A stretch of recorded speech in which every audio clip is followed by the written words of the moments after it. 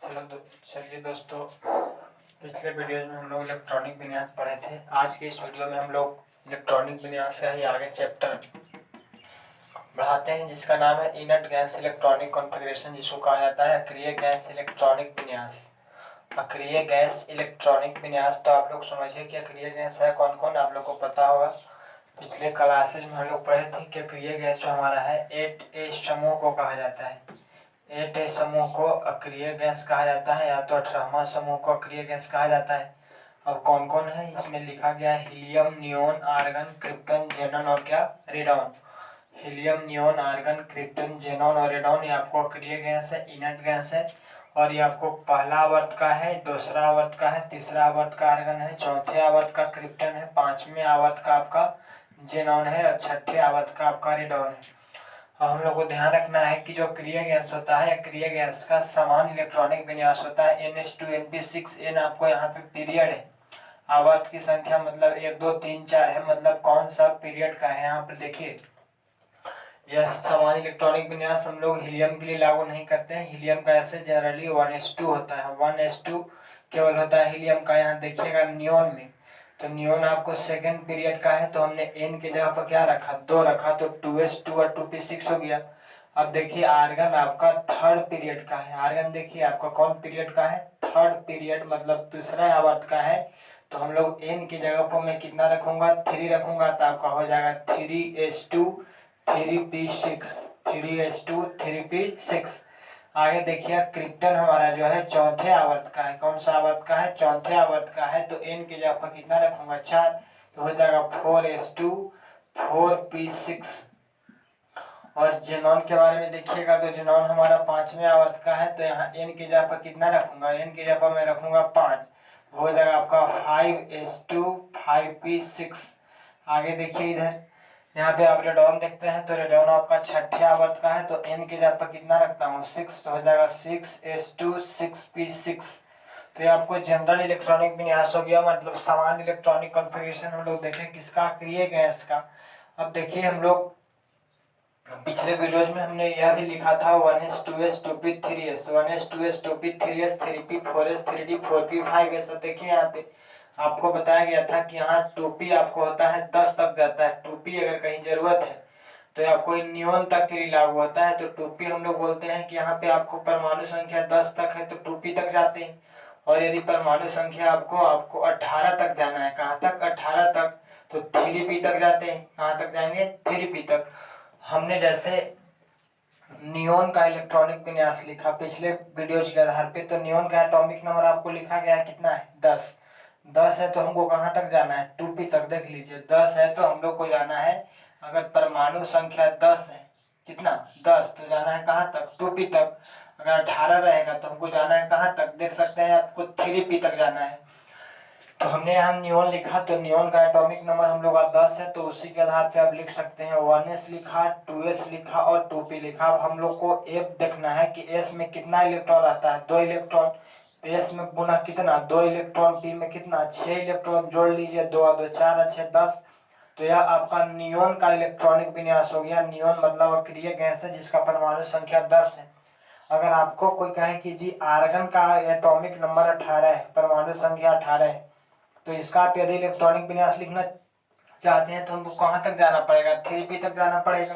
तो आप लिख सकते हैं 1s 2s 2p 3s 3p, 1s 2s 2p 3s 3p। अब देखिए s में कितना रखते हैं, 2, पुनः s आया कितना, 2p आया कितना, 6, s आया कितना, 2p आया कितना, 6। जोड़ सकते हैं, 2 और 2 4 6 10 और 2 12 6 कितना, 18। यह आपका जो हुआ आर्गन के लिए हुआ, किसके लिए हुआ, आर्गन के लिए हुआ। अब इसके आधार पे तो आपको अगर 2p6 तक हम लोग लिख सकते हैं नियोन। नियोन को हम लोग कहने का मतलब एक बाउंड्री मान लेते हैं, इसका बेस मान लेते हैं नियोन को, और इसी के आधार पे हम लोग शॉर्टकट हम लोग इलेक्ट्रॉनिक विन्यास लिखने का प्रयास करते हैं। जैसे आपको किसी ने आपको एग्जाम्पल लिख दिया, किसी ने लिखा आपको सोडियम, तो सोडियम का इलेक्ट्रॉनिक विन्यास कितना होता है, 11। कितना होता है, 11। तो इसमें इलेक्ट्रॉन कितना है, 11। तो इसका आप इलेक्ट्रॉनिक विन्यास लिखते होंगे 1s2 2s2 2p6 और 3s1। जोड़ सकते हैं, 2 और 2 4 6 10 है कितना, 11। अब आप लोग को देखना यह है कि 1s2 2s2 2p6 जो है, तो 2p6 तक किसका इलेक्ट्रॉनिक विन्यास है, नियोन का। तो आप क्या कीजिए कि 1s2 2s2 और 2p6 जो आपको दिखाई पड़ रहा है, इसको क्या करना है, आपको इसके स्थान पर लिख देना है क्या, नियोन। क्या लिखना है, नियोन। तो इसके स्थान पे हमने लिख दिया नियोन लिख दिया, और यहाँ पे बचा हम लोग का क्या, 3s1। तो आप आसानी पूर्वक आने का मतलब हम लोग सोडियम का इलेक्ट्रॉनिक विन्यास यह न लिख करके हम लोग डायरेक्ट लिख सकते थे सोडियम का इलेक्ट्रॉनिक विन्यास नियोन हो गया हमारा 10 और 3s1 तो नियोन हो गया 10 और 3s1 हो गया। अगर मान लिया जाए हमने अगर मैग्नीशियम का लिखा होता है एटॉमिक नंबर कितना होता है, 12, तो आप ये बताइए कि इसको लिखते हैं आप लोग ऐसे 1s2 2s2 2p6 और 3s2। आपको देखना यह है कि आपको यहाँ तक किसका है, नियोन का है। तो जब नियोन का है तो इसके स्थान पर आप लिखिएगा नियोन, तो नियोन हो गया 10 और यहाँ पे आ जाएगा आपको 3s2। तो मैग्नीशियम का आप डायरेक्ट लिख सकते थे नियोन 3s2। अगर मान लिया जाए हमने आपको कुछ एग्जाम्पल और लिखा, जैसे आपको लिख दिया जाए किसी ने पोटेशियम लिखा होता, तो पोटेशियम लिखा होता तो अब हम लोग को ये देखना है कि पोटेशियम का एटॉमिक नंबर कितना है, 19 है। तो इसको आप लोग लिख सकते थे ऐसे 1s2 2s2 2p6 3s2 3p6 और 4s1। पिछले वीडियो में आप लोग ऐसा देखे होंगे। अब यह देखना है कि 1s2 2s2 2p6 3s2 और 3p6 जो आपका है किसके लिए है, आर्गन के लिए। कितना एटॉमिक नंबर, 18 तक। तो इतना को आप लोग लिख सकते हैं आर्गन। क्या लिखिएगा, आर्गन। किसके लिए, 18 तक। तो आर्गन हो गया 18, ये 4s1 हो गया, जो कितना हो गया 18 1 19। तो आप लोग डायरेक्ट अगर पोटेशियम को आप ऐसे भी लिख सकते हैं। अगर कोई कैल्शियम लिखने के लिए कहे तो कैल्शियम का एटॉमिक नंबर 20 है। तो आर्गन कितना होता है, 18। आर्गन कितना, 18। बोलिएगा आर्गन कितना, 18। तो 18 तक तो यह हो गया। 18 के बाद अगर हमको बढ़ना है तो जाएंगे किस में, 4s में। तो हम लोग यहाँ पे लिख देते हैं 20 है ना, तो एस में कितना रख सकते हैं, 2। आर्गन 18 4s2 आप इजीली लिख सकते हैं। जैसे अगर आपको किसी ने लिख दिया, मान लिया जाए हमने किसी ने आपको लोहा लिखा, तो एटॉमिक नंबर लोहा का कितना होता है, 26 होता है। जब इसका एटॉमिक नंबर 26 होता है तो आप लोग देख सकते हैं कि आर्गन कितना होता है, ये बताइए। तो आर्गन का एटॉमिक नंबर 18 3p तक तो हो गया। आर्गन का एटॉमिक नंबर परमाणु संख्या 18 है, तो 3p तक हो गया। 3p के बाद जाना है हम लोग को 4s। अब 4s के बाद अगर जरूरत पड़ेंगे तो जाएंगे कहाँ, 3d। तो आप ये बताइए 18 यहाँ तक हो गया, 18 हो गया, तो 4s2 18 तो कितना 20, 18 तो 20। उसके बाद 3D में एंट्री मारेंगे, तो 3D में मारिएगा तो 20 हो चुका है, घट कितना रहा है 6, तो 20 अच्छा कितना 26। तो आप इनट पेयर कहने का मतलब इनट गैस के आधार पे आप लोग इलेक्ट्रॉनिक विन्यास लिख सकते हैं। अगर मान लिया जाए हमने और लिखा इसी के आधार पे, किसी ने जो आपको जिंक लिख दिया, तो जिंक का एटॉमिक नंबर कितना होता है बताइएगा, 30 होता है। तो 30 होता है तो पहले ये बताइए कि 18 से अधिक है, 18 से अधिक है तो आर्गन की तरफ बढ़ेंगे। 18 से अधिक है और 36 से क्या है, कम है, तो आर्गन को हमको लेकर चलना पड़ेगा। तो आर्गन लिखा हमने 18, आर्गन क्या लिखा 18, और 18 आपने लिख दिया। तो अब यह देखना है कि 18 होता है 3p तक, क्या होता है 3p। उसके बाद कहाँ तक जाएंगे, 4s। अब 4s के बाद जरूरत पड़ेगा तो 3d। तो हमने लिख दिया 4s2, 18 तो 20, और इसके बाद लिखेंगे 3d। 30 है यहाँ पे देखिएगा, एटॉमिक नंबर कितना है 30।